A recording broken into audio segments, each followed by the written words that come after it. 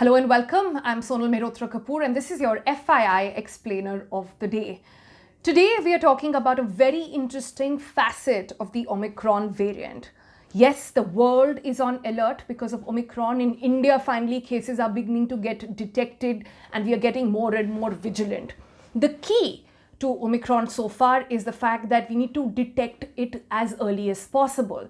All the things that we know about Omicron so far tell us that it might not be as severe as the Delta variant, but will sort of spread more quickly. That's the information so far, and scientists keep updating that as and when. But to understand and perhaps then to curb the spread of this virus, the key here is going to be early detection.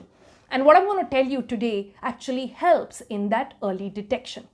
This is all got to do with one gene that Omicron does not have, and it is called the S gene.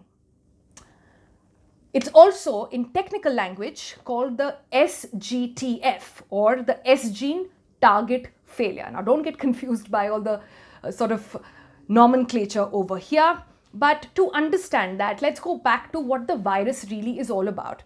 Now, the COVID virus, and you've seen those images multiple times on screen on NDTV, and I've talked about it, that the virus, if you see, has a lot of hair-like particles that come out of it. That's the spike protein.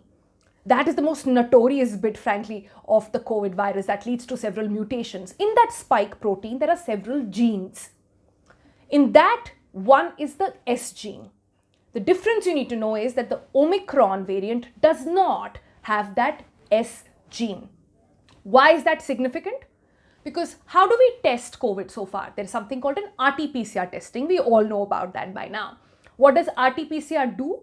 The RT-PCR goes to that spike protein. Remember I told you COVID, hair-like things, the spike protein, it tests it for different genes. In a nutshell, for you to understand quite simply, if there are no genes that pop up in the RT-PCR testing, that means you are COVID negative. If there are some genes that pop up, that mean you're COVID positive. If a lot of genes pop up, but only the S gene does not pop up, that means you're COVID positive, and you're COVID positive with the Omicron variant. This is a game changer because now you don't need much longer for genome sequencing to tell you. There are indications much earlier. But there is a caveat over here, and a very important one. This is just seen at the moment as a proxy test for you to have an indication that this is the Omicron variant.